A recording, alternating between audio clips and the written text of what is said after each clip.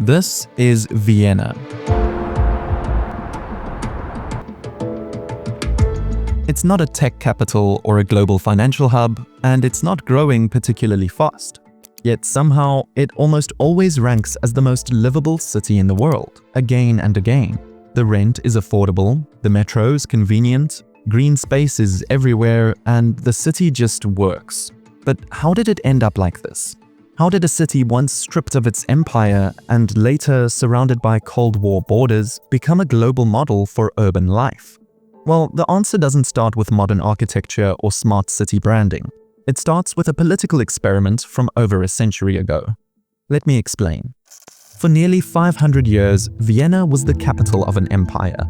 First, the Holy Roman Empire, and later the Austro-Hungarian one. With that came centuries of wealth, political power, and cultural investment. The nobility played a major role in shaping the city. Throughout the 18th and 19th centuries, various wealthy families competed to build grand palaces, called palais, across the city center. Many of these buildings are still standing today. Some became museums, others became offices or luxury storefronts. Then in 1857, Emperor Franz Joseph ordered something pretty ambitious. He called for the demolition of Vienna's medieval city walls. They were militarily useless by then and prevented expansion radially. In their place, the city built something entirely new, a wide, circular boulevard called the Ringstrasse. The idea was to showcase the modernization and political strength of the Austro-Hungarian Empire. Along the ring, they placed monumental buildings in a mix of historic styles. There was the State Opera and the Parliament, the University of Vienna and the Museum of Fine Arts. It was one of the largest urban planning projects in Europe. Most of these buildings are still standing today. And since they're also tourist hotspots, the Ringstrasse remains a central piece of Vienna's identity. This monumental core soon became the anchor for a new phase of rapid expansion and growth, one that would reshape the city's outer districts during what became known as the Gründerzeit, which introduced a new urban logic to Vienna. Private developers, responding to surging demand, filled the districts beyond the Ringstrasse with uniform housing blocks that followed a clear architectural rhythm. Most were 5 stories tall, built around central courtyards, and designed to accommodate both residential and commercial life. Though speculative in nature, this expansion laid out much of the city's present-day fabric. But just a few decades later, the empire that built all of this was gone. In 1918, the Austro-Hungarian Empire collapsed, and the monarchy ended. Vienna, which was once the capital of a vast empire of over 50 million people, was now the capital of a reduced nation-state, the small Austrian Republic, with a population of just 6.5 million people. Vienna was suddenly oversized in its purpose, resource-constrained, and economically cut off from its former imperial territories it had relied on for food, coal, and trade. Tens of thousands of ethnic Austrians living in these territories returned to Vienna, often with nothing. So housing became overcrowded, tuberculosis was running rampant, and over 80,000 people had no home. But in 1919, just a year after the entire collapse, Vienna held its first ever democratic municipal elections, where the Social Democratic Workers' Party won and took control of the city government. Just 3 years later, something remarkable happened. Vienna was separated from its rural province of Lower Austria due to their deep political differences and declared both a city and federal province, similar to how Berlin or Washington, D.C. are treated today. Because of this, it could now pass its own laws, collect its own taxes, and control policies. The new government saw it as a chance to rebuild the city from the ground up. This marked the beginning of what would become known as Red Vienna, a period of social democratic reform that transformed everything. Between 1925 and 1934, they built more than 60,000 new apartments, laying the foundation for one of the most ambitious social housing programs in Europe. These were the Gemeindebauten, large residential blocks designed for working-class families. They were arranged around open courtyards and located near essential services. They had running water and central heating, features many private homes still lacked at the time. The most famous is the Karl Marx Hof. It stretches over a kilometer and holds more than 1,300 apartments, making it one of the longest single residential buildings in the world. This was paid for with a special set of progressive taxes. Luxury goods, employing servants, and expensive hotels were all taxed at higher rates. Rent was kept affordable, and housing was assigned based on need. Large families and the elderly were given priority. At the same time, the city invested in healthcare and education, opening clinics, kindergartens, public baths, and maternal care across the districts. The impact spread fast. Between just 1923 and 1925, infant mortality declined by an astonishing 40%. For the first time, stable housing and public health weren't just for the wealthy. But unfortunately, all good things come to an end, because while Vienna was transforming for the better, Austria as a whole was unraveling. The Social Democrats never ended up controlling the national government. So when Europe began to feel the effects of the Great Depression, the political tensions between the left and right deepened. It ultimately ended in Chancellor Engelbert Dollfuss suspending parliament and ruling as a dictator in 1933, bringing to a close the Red Vienna period by 1934. Little did Austria know, though, that soon after, there'd be an even stronger dictator at their door. March 12, 1938. Germany invaded Austria. Just a day later, it was officially annexed in what's known as the Anschluss. Vienna immediately lost its autonomy, before being expanded to become Greater Vienna, making it the largest city in Germany by area. Obviously, everything that happened during this time in Austria, and really the entirety of Europe, was a tragedy. However, Vienna had a little bit of luck by the end of the war though. It wasn't flattened like Dresden or Hamburg, nor firebombed like Tokyo or London. Vienna, though it was the site of fierce clashes, was spared the level of destruction seen in many other European cities. Most of the 19th century housing stock survived. The Ringstrasse remained intact, and so did the basic layout of the city that was inspired by the Red Vienna blueprint. But the war left another kind of scar. See, after it ended, Vienna found itself in an unusual position. The city was divided between 4 foreign powers: the US, the UK, France, and the Soviet Union. But unlike Berlin, it wasn't split in half with a wall.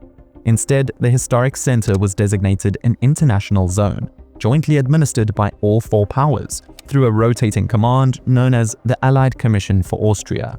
The occupation lasted for a full decade until 1955, ending with the Austrian State Treaty, which restored it as an independent country. From the outside, Vienna looked frozen in time, and to a certain extent, it was. While the city wasn't destroyed during the war, it also wasn't modernizing at the same pace as Western capitals afterwards. Its neutrality and occupation status made it a risky place for major investments, while the city's historical connections with places like Hungary, the Balkans, and the Bohemia region were now behind the Iron Curtain. The population fell, and the city was described by some as a place stuck between worlds, too eastern for the West, too western for the East. But this is where things started to get interesting. The preservation of Vienna meant speculative development was minimal. Almost everything remained intact. This long pause let Vienna's city planners study the successes and failures of urban development elsewhere without committing to anything themselves. By the time the city regained full sovereignty, it was unusually well-informed and ready for its next phase.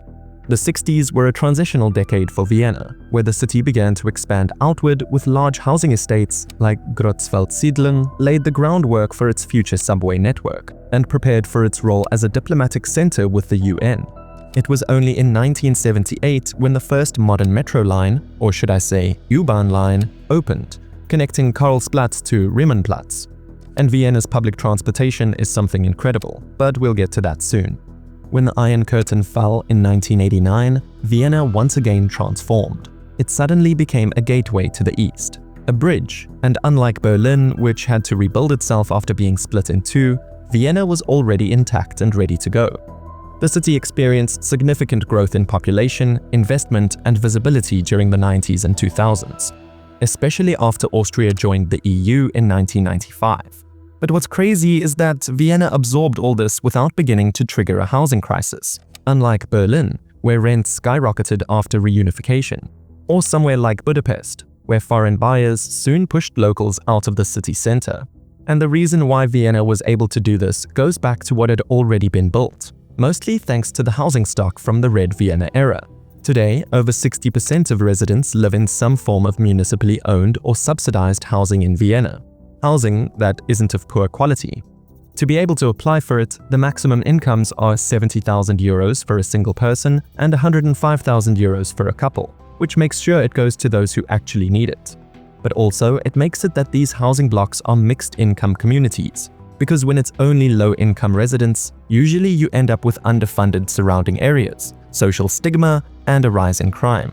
There's a reason Vienna is one of the safest cities in Europe. At the core of the modern system is something called the Land Procurement Fund, known as the Wohnfonds Wien in German. It might be one of the most powerful tools Vienna has. Since the 1980s, the city has been actively buying and banking land like fallow fields, abandoned rail lines, and old hospital lots. But they buy these areas not to develop them right away, but to lock in land for future social housing. Today, that reserve spans over 3 million square meters. And when the city is ready to build, it only tenders the land to non-profit or cooperative developers. If we're to compare the prices between Vienna and other cities, well, Vienna is amazingly cheap. And if we're to look at what percentage of income it takes up compared to, say, New York City, it's way less. But enough about housing. What about everything else? Well, if we're to look back at their public transportation, it's easily one of the best in Europe.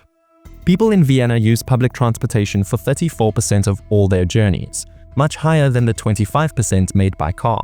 And it's been a continuous improvement over the years.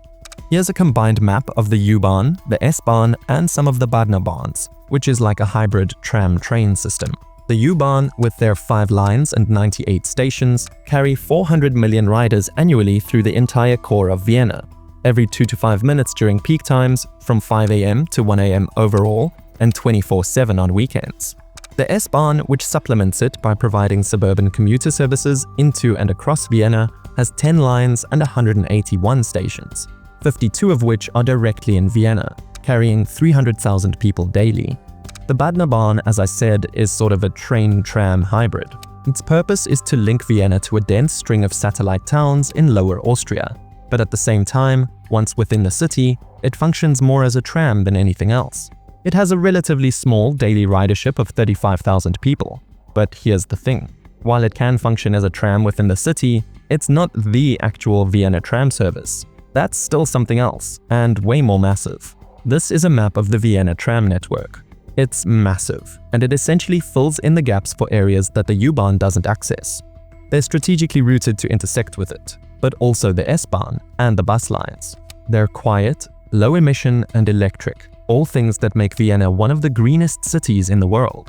With 30 routes, that's over 1,000 stops, and it's the 8th largest tram network in the entire world, carrying 300 million people annually. When combined with the 130 bus line system, almost 900 million people use Vienna's public transportation annually. What's also worth pointing out is the sentence after it: a 7% increase in 2024 compared to 2023 ridership. This is massive, considering that means tens of millions more people are riding it every year. Wherever you are in Vienna, you're almost never further than 5 minutes from a form of public transportation in the city. So how much does it actually cost to use? Well, this is where things get crazy. In some cities in Germany and Austria, including Vienna, they have something called the 365 euro ticket, which, as you can guess, is an annual pass to use all public transportation as much as you want for 365 euros. Basically just €1 a day. Or you can just pay 8 euros for a day pass or €2.80 for a single ticket. It's one of the cheapest public transportation systems in all of Europe, considering the prestigious type of city it is. Next, we have the nature of Vienna. It's no secret that green spaces and natural environments have a significant impact on a population's well-being, both mentally and physically, and Vienna exceeds at this too. In fact, it's even been crowned as the world's greenest city in the past, with around half of the city dedicated to green spaces. A sizable chunk of the Donau-Aue National Park, the Lobau, falls within the city limits, and with part of the Vienna Woods also on its outskirts, the capital has its own biosphere reserve designed by UNESCO, something very few major cities have. Lastly, there's the cleanliness of Vienna we must talk about, especially when cities like Paris exist. No offense, Paris. Rather, Vienna has the cleanliness culture of Tokyo. The city maintains over 21,000 waste bins and more than 1,200 dedicated ashtrays. Residents can report litter or illegal dumping through a city app, and anyone caught littering faces a 36 euro fine. And those fines aren't just symbolic. Vienna has its own cleanliness troops, over 600 city employees and enforcement officers tasked with maintaining public order. At the heart of it all is MA48, the city's central waste management department, which operates from more than 120 locations and runs a highly efficient waste collection and recycling system. Whereas in many cities, like Brussels for example, there's 20 different cleanliness administrations, of which the large one also functions very badly. This is all why Vienna is insanely well run, though in 2025, Copenhagen snapped its streak of being voted the most livable. So who knows what the future has in store for them according to these arbitrary rankings. Thank you for watching.